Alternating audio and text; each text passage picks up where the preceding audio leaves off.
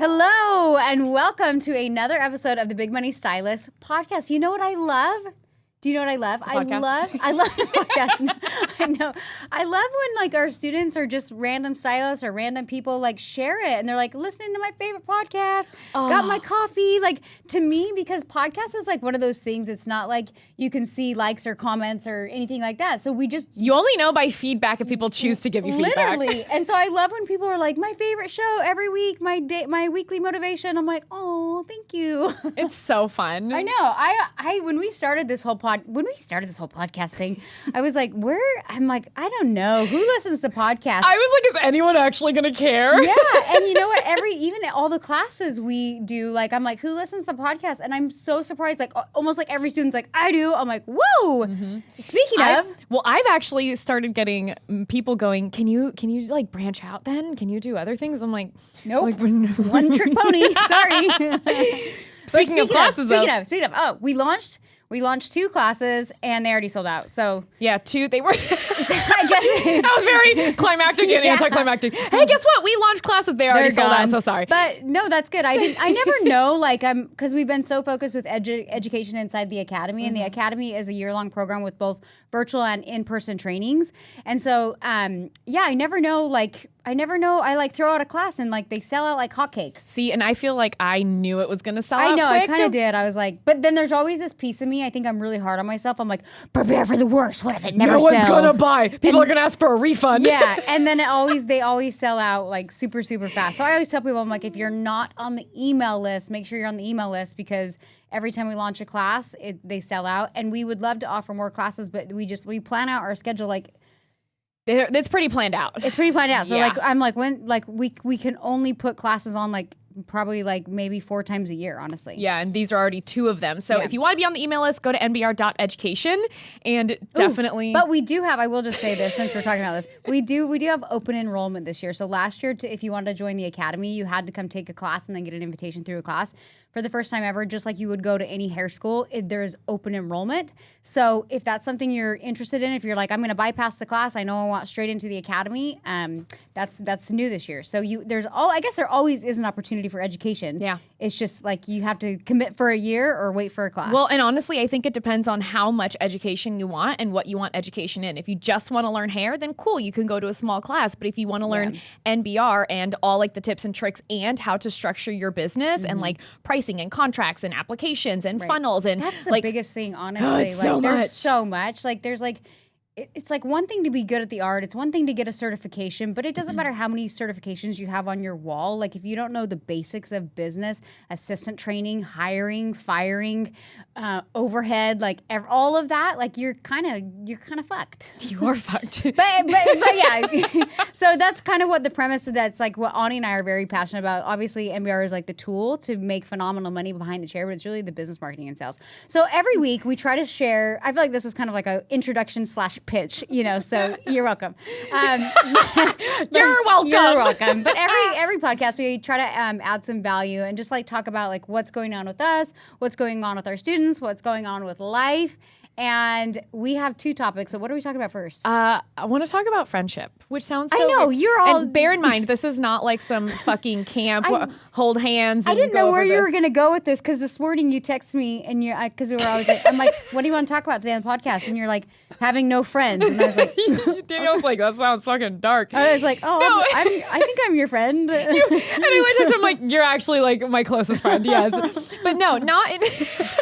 So now I'm like, where are we going with this? So I think it's something really interesting because, and maybe I feel like as we grow up, like for example, when you're in high school, when you're in middle school, like the most value you find for yourself is by how many people like you. It's by how many people you can call like your girlfriend, your best friend, like your bestest friend. Like I really feel like there's a lot of value found in that when you're younger. Like the more people you surround yourself with, the more popular you are, the more you're liked, like that gives you value. And I was never a popular kid. I feel like that should not come to a surprise to anybody. Like, I was never that kid. I never thought I was, but then people would be like, yeah, you were super popular. I was like, I was? Thank you. Your sister told me you were weird. I always thought I was kind of weird. Yeah, that's fine too. So does your sister. You know what? She said it in a nice way. Whatever. She didn't go to school with me. We're 10 years apart. She doesn't know. I was super popular, okay?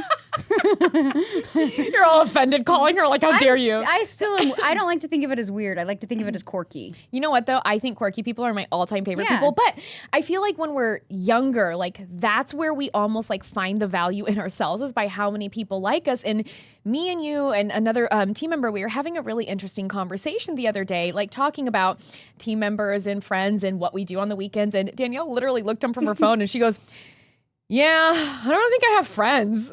We kind of like, we're like, what? And I thought that was such an interesting statement for you to make, and so openly and bluntly. And I feel like I want to talk about that because I can guarantee you a lot of people feel that way, that they're like, man, I used to be surrounded by so many people. I used to be so like beloved and liked, and what happened? And they almost view it as a negative not being surrounded by 20 people and maybe only having like 2 people that they like truly love and hang out with. Well, what's interesting about the whole friend conversation is like, I guess I have a lot of friends, but I don't know, acquaintances, I guess. I would consider, acquaintances. Because I'm like, I'm friendly with like a lot of people. Does that mean I'm friends with them? No. No, I mean, no offense, but no, it isn't. And there's nothing wrong with that though. And I feel like people feel so bad. Like even you're like, do I say they're not my friend? It's not a bad thing, but like, I consider you my friend. I feel like we spend time together. I know. Oh, good. You got one, Danielle. But I do. And it's not only just because it's not like even take outside of work. I feel like we hang out sometimes. Like we're very busy and you have a family. So I feel like that takes up a lot of time, which is great. Like, there's nothing wrong with that. You know what? I think because I've experienced a lot of growth in my life and I feel like friends kind of come and go, I kind of just let go of the idea of like, you have your friends from high school and you're friends with them forever. I'm like, that's weird to me. Yeah. Like, and it's funny because my sister, she's like the total opposite. She has been friends with her friends from high school and she's 6 years older than me. And she still hangs out with her girlfriends from high school. And I'm like, and my brother does too. Really? I know. And me and Garrett don't. And I'm like, is that weird to you? He's like, kind of. But they stayed in like the same place where they went to high school. Oh, well, that's different. They both own a home, like literally in the same area they went to high school in. Oh. I know. I guess, but I literally don't talk to anybody I went to high school with. Like if I saw him, I'd be friendly. I'd be like, how are you? Good to see you. Do you have kids? Good for you. I mean, I don't know. Do you know what I mean? But I also think like when you look at it, you also have to really like how busy is a person? Because I feel like when you're younger or if like you're like bored at home or you don't do much, then true. You fill your time with other people because like there's nothing else happening. That is true. While we look at you are very busy. You have the DKW salon, DKW Academy. You have Isla hair. You have 3 fucking kids. You have Garrett, who's some days a man child. I don't know, man. He's crazy some days. And now, like, there's a lot for you to take care of that. When there's quote unquote free time, it's not really filled with other people. No, my free time is getting my lashes done. It's like getting a massage. It's like me time. It's my free time is me time. I'm like, I don't want to be on. I don't want to, like, even Garrett will be like, hey, we're going to go hang out with my friend and his wife. I'm like, he's like, he's like, I go out with you and your girlfriends all the time. I'm like, you go out with me and my girlfriends, like literally. Once a quarter. Literally, that's what I was thinking. Like, I'm like, once a quarter. And they're like, my friends that we hang out, but it's more of like, they're like my drinking buddies. They're like, party friends. They're party friends. Yeah. Like, they're fun, but it's not like, we don't hang out more than once a quarter. Like, that's what it is. So I'm like, I don't know. Like when he's like, hey, we're going to go hang out with my buddy. I'm like, I'm not going to go. Why don't you hang out with your buddy? Yeah, like, you go do that. You do it. And even that, like, no, I'm not married and I don't have kids, but I feel like so much of my time and energy is also expended like pouring into other people. I mean, we currently have almost 400 students in the academy. You have 400 children, Ani. I have 400 children and 3 dogs that are testing my goddamn patience every day. Just kidding. I love them. But even inside of that, like so much of my time is and energy is spent pouring out that I agree with you. When it's like me time. You don't want to feel like you're entertaining anybody. No. You know what I just bought too? That's all for me. And I'm so selfish about it. I bought a sewing machine. I'm very excited. Oh, cute. I sew. Do you know in high school, like when my sisters were out doing dance and stuff, I took sewing classes. Like I know how to make shit. I'm just saying, one day we're gonna sew something together. I made a swimsuit one time. That was challenging. It's not that hard. It's fun. You just gotta follow the pattern. You gotta know your material. So. I I think I love you even more now. Okay. So a sewing party. But don't tempt me because it sounds like fun. But even like, that's one thing that I found is just like you said, when it comes to, because we pour so much into other people, when it comes to like off time and free time, I think about me. Sometimes it's just me doing my laundry. Sometimes it's reading a book. It's cross stitching. It's reorganizing my library. It's sewing. It's hemming my fucking pants because I'm only 5'1" and everything is so long. You know what I liked one time? One time I was like, hey, I'm going to go to the zoo. And I invited you and Katie. And I was literally like, the only thing I said is like, you guys can't talk to me about anything work related. No, we didn't want to. And you know what I realized? We literally just walked around the zoo with frozen margaritas. And I don't think we even talked. And it was great. And you know what? I think I'll say Katie and I were recovering from COVID. We were fine at that point. But it was nice to just hang out with friends, but not have to talk. Because it's called a comfortable silence. Yeah. And I really think, I swear to God, I feel like that's how you know who your real friends are. Because if you're sitting there and you're like, and you could just hang out and you can talk about stuff, but only if you genuinely want to talk about stuff. Well, and that's why I feel like if you're sitting with someone and it's that awkward silence where it's like, oh, I hate when you have to fill the silence. I had to learn that as a hairstylist. So be okay with silence. I hate when I go get my nails done or anything. If they start talking to me, I'm very like upfront. Like, sorry, I'm working on my phone. Like, I don't want to play the 20 questions game. And I can always tell when there's just like a new person because they're like, so how many kids do you have? So what are their names? So what are their names? I'm like, do you really care? Or are you just so uncomfortable with like this quiet? It's cool. You work, man. You do. You. I love comfortable silence. But I agree. Yeah, going to the zoo was fun. We chilled and we'd be like, look how fucking cute that is. Hey, take a picture of me. You take a picture of me. Yeah. Oh, isn't this nice, guys? Like, just like honestly enjoying each other's company with like no expectations. Right. I think it's crazy though too, because I don't think if I had my career, I probably would want more of that.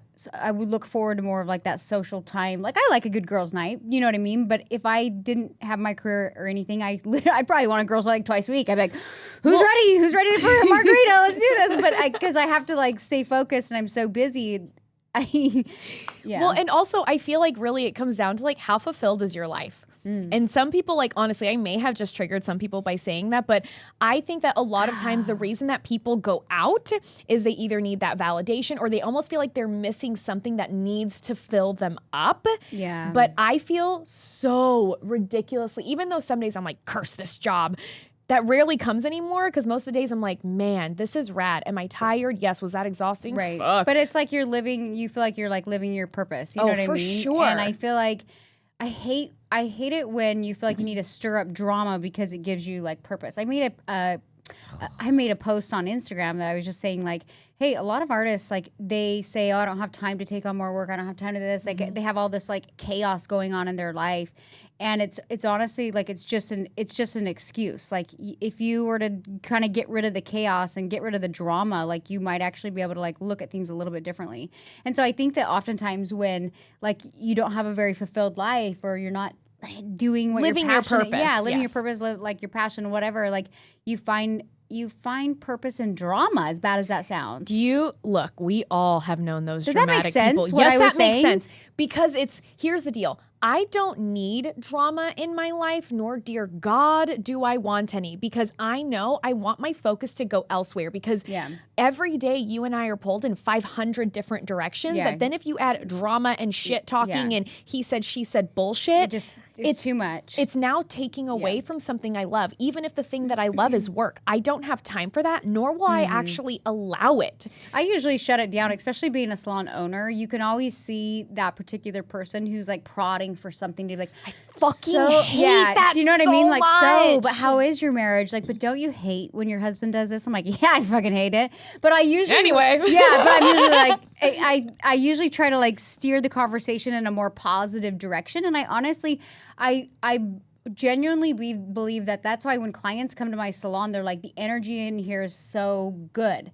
But I've worked really hard even with my staff where I'm like, don't be a fucking weirdo. Like, don't like I've had some artists that no longer work for me anymore, but I had to like sit them down and be like, these conversations are not appropriate at work, even though you think they're funny.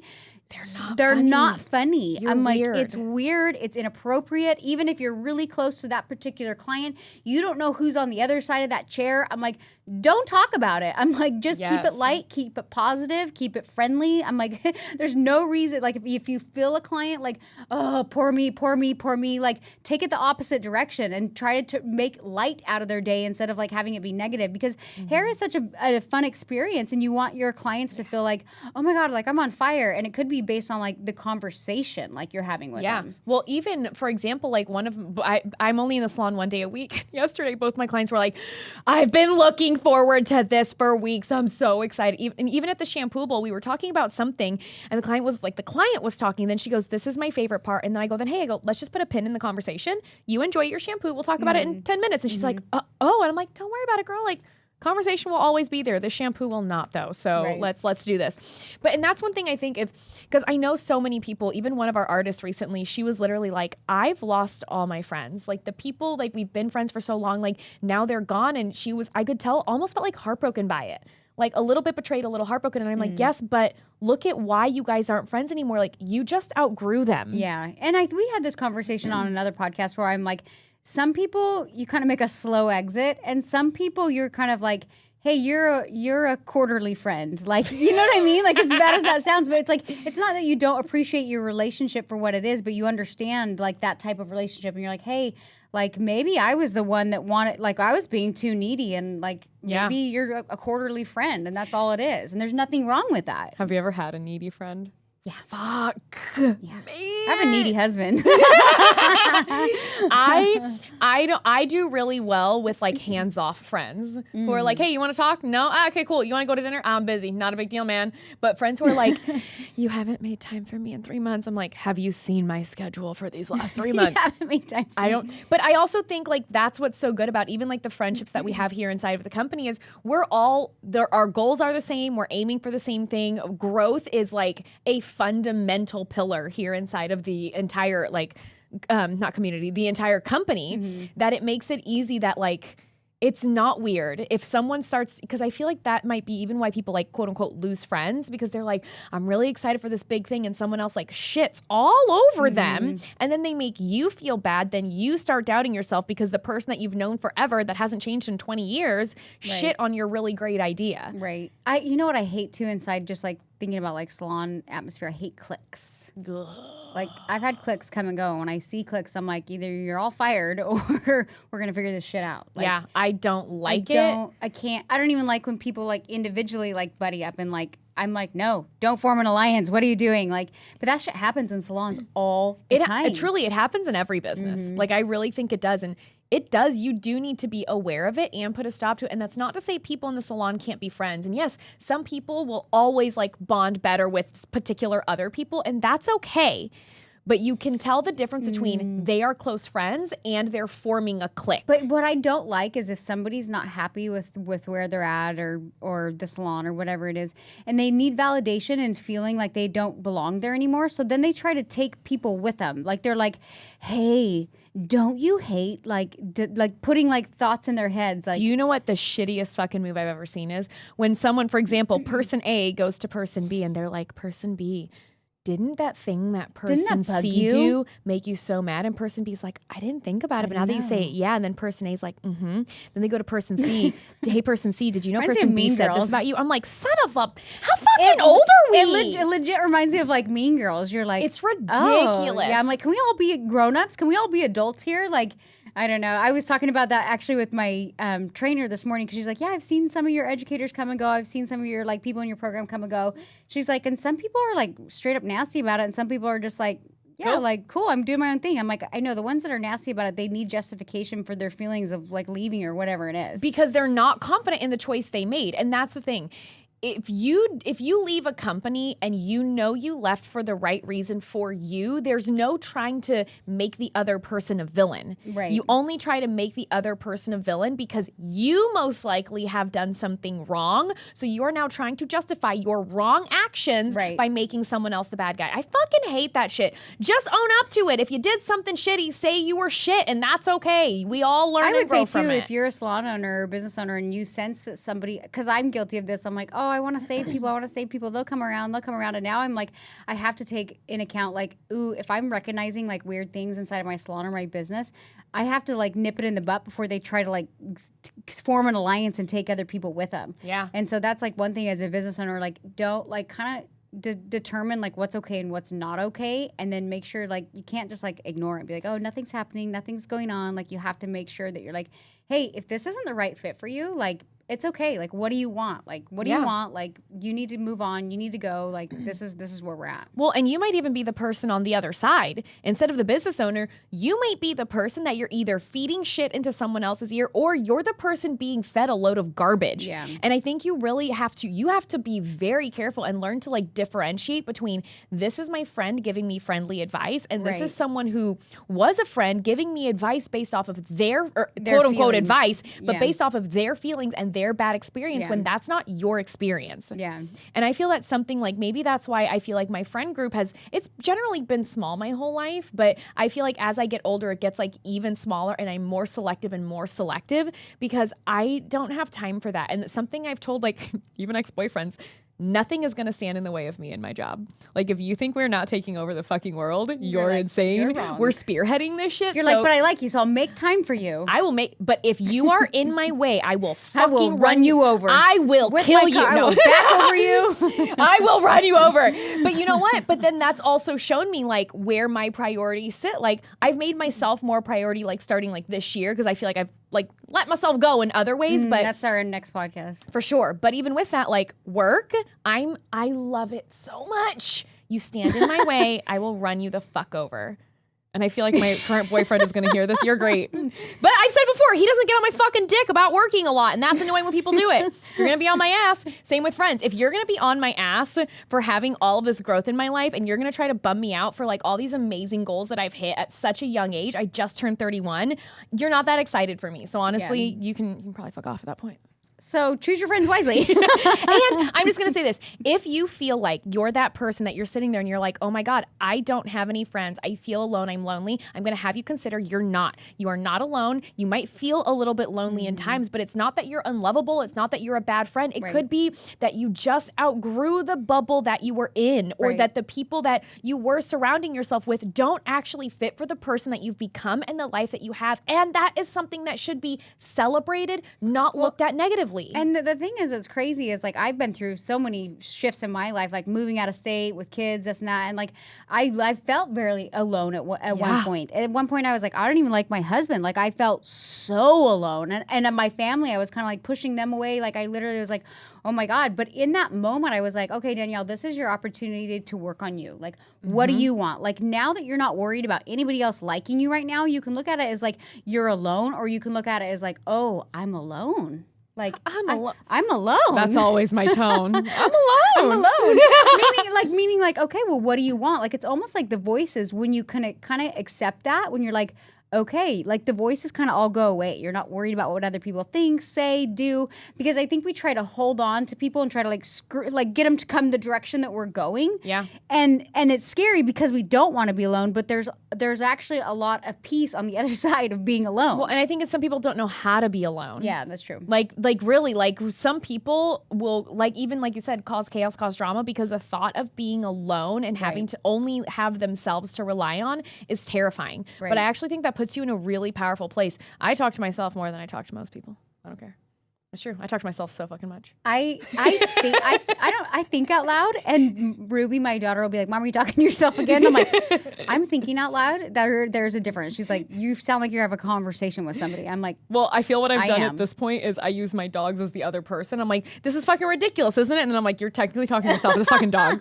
But anyway, just know, guys, you're not alone, and there will come like everyone has a certain time in your life. Find the power in being alone. Yes. That's the name of this podcast. Find the power in being alone. Focus on what you need to focus on to move you forward, and eventually those people that you thought were dead to you or you like left you and you were alone, it'll circle back around. Like, honestly, like it will. Like, I'm the queen of dead to me. Like, well, that's what we think. We're like, you're dead to me. But like, maybe it's not like they're dead to you. It's just like you need alone time. You need focus time. And then people are kind of like, oh, where'd you go? You're back. Cool. Hey, how are you? And you kind of let go of that judginess that you have towards them because you just focus on yourself. You're like, oh, she hates me, this and that. Oh my God, I'm so worried about her, what she thinks. But really, like, you're in your own head about it. So by feeling alone, you can get clear with what you really want. So, guys, thank you for listening to the Big Money Stylist podcast. If there are any topics that you would ever like us to discuss, feel free to DM probably me on Instagram. Danielle isn't great with DMs, but that's okay too. If you are a hairstylist and you want to be a part of the education and know all about the academy or any NBR intensives, go to nbr.education and be sure to put your email in there and you'll be notified whenever classes are released. All right. We'll see you guys. We'll see you guys next week. Bye.